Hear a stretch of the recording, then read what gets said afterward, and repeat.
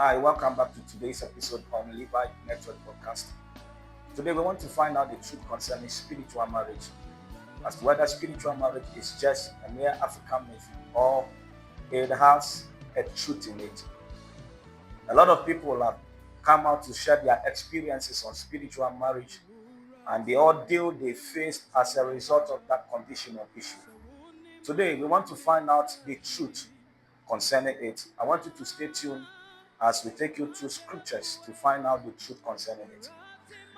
And first of all, I would like to read from Matthew chapter 19 as Jesus gave us a perspective concerning the issue of marriage. Matthew chapter 19, I will read from verse 4 up to 5.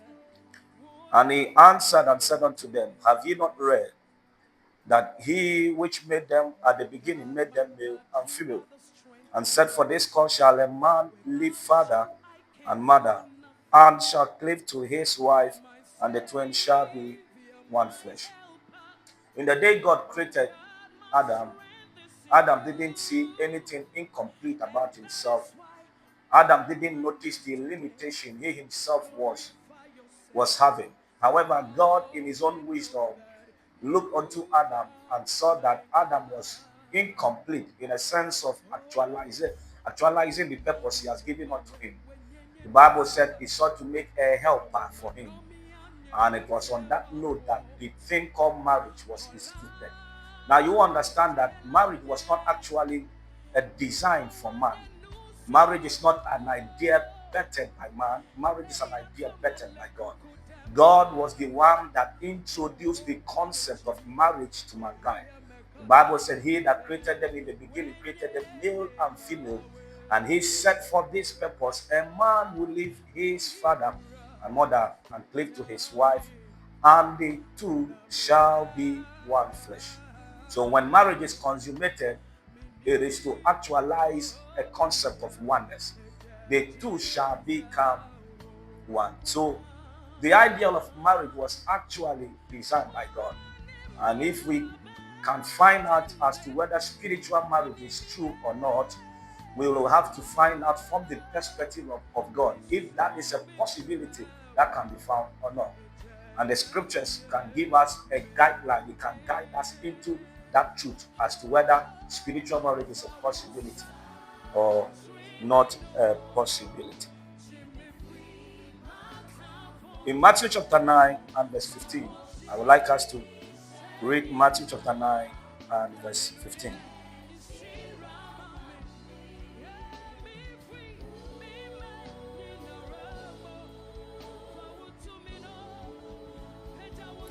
This is Jesus speaking.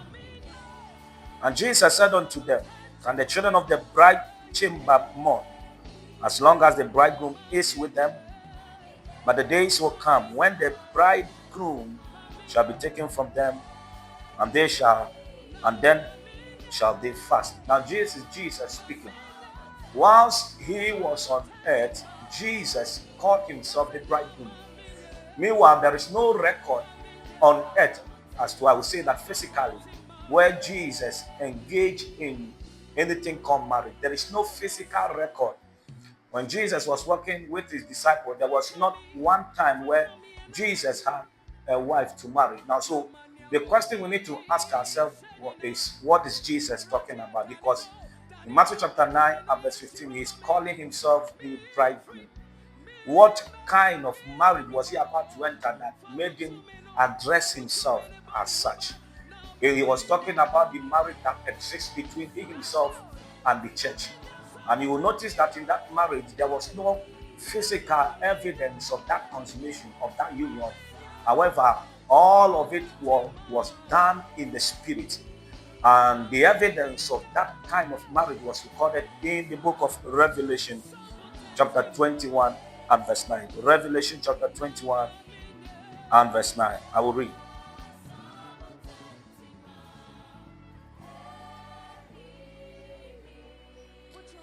Revelation 21 and verse 9. He said, And there came unto me one of the seven angels, which had the seven vials full of the seven last plagues, and talked with me, saying, Come hither, I will shew thee the bride, the Lamb's wife. I will show thee the bride, even the Lamb's wife. Now, this is the time where the marriage that exists between Christ and the church was being consummated. And according to scriptures, at this point, it looks as though it was even already done, because he called that bride as the bride of the Lamb. He said, the Lamb's wife. Now, this kind of marriage, even though it was legal, however, it was not done in the natural. It was done purely in the spirit. The entirety of that union was done purely in the spirit. The concept of spiritual marriage is a kind of marriage that is done among men, yet has no physical evidence. It is a kind of marriage that is legally accepted in the spirit, and it has no evidence in the natural. It has no physical evidence. When we talk about spiritual marriage, we are not talking about a marriage between a man and a demon, a marriage between a man and another spirit. No. According to scriptures, spirits do not marry. Jesus brought the fact that he said, in the last days at the resurrection, we will be like the angels of God. We are not going to marry, neither are we giving in marriage, just like the angels. And so spirits do not marry. The blessedness of marriage was not given to spirit. So when we talk about spiritual marriage, we are not talking about a union that exists between a man and a demon, a man and a spirit. We are talking about a union that exists between a man and another man. Yet all of it was done in the spirit. Just like it exists between Christ and the church. So the concept of spiritual marriage is a marriage that exists between among men, yet has no record in the flesh. It has no evidence in the natural realm. No evidence in the natural realm. Now, I want to take it to a step further, because most people in sharing their experience, sometimes in dreams, sometimes in their encounter of the ordeal of spiritual marriage, they actually have a privilege to see their spiritual spouse. And some of them, in the description they give, suggest that those entities they encountered look like a demon. Meanwhile, the thing is that when you are married to a being spiritually, even though it is among men, the kind of spiritual family the person has, the kind of spiritual fraternity the person had, is the image of that particular fraternity you are going to see as they appear to you in the spirit. For example, when you see me in the spirit, you are not going to see me like this. You are going to see my spiritual reality. When you see other Christians, you are not going to see them as they are in the natural. You are going to see their spiritual. Some of them are burning with fire. Others have a light upon them. Those are the realities you are going to encounter. And so in the negative supernatural, when you have a privilege to behold your spiritual spouse, you are not going to see them the way they look like in the natural. You are going to see them in the image of the kind of supernatural fraternity, that spiritual fraternity they have. It is within the context of that image you are going to see them. So when they look like, when the fraternity they have is from a marine kingdom, and that fraternity is represented by a serpent, you are going to see them somewhat like a serpent. Meanwhile, it is not a demon. It is actually the image of your spouse in the spirit. I have had an opportunity to witness one or two cases of supernatural spiritual marriage. And in such cases, I realized that when you pray further and further, you are going to notice that there is a man behind that reality. You are always going to see a man behind that union. It is not necessarily between a union between a man and a demon, but a union that exists among men, yet it is done in the spirit.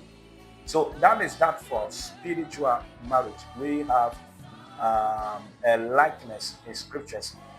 The Bible does not talk explicitly about it, but we have a principle that reveals that it is a possibility in the spirit, a possibility we can find in the spirit, because Jesus, his marriage between the church and he himself is a critical example of the fact that spiritual marriage is a possibility in our context. In our next episode, we are going to find out why the people in the negative supernatural engage in that reality, the advantages it gives to them. And also, we answer the question whether a child of God can find himself or be a victim of spiritual marriage. And we are also going to answer the question of how you can set yourself free from that reality. Thank you for joining today, and stay tuned as we answer all these questions. God bless you for joining.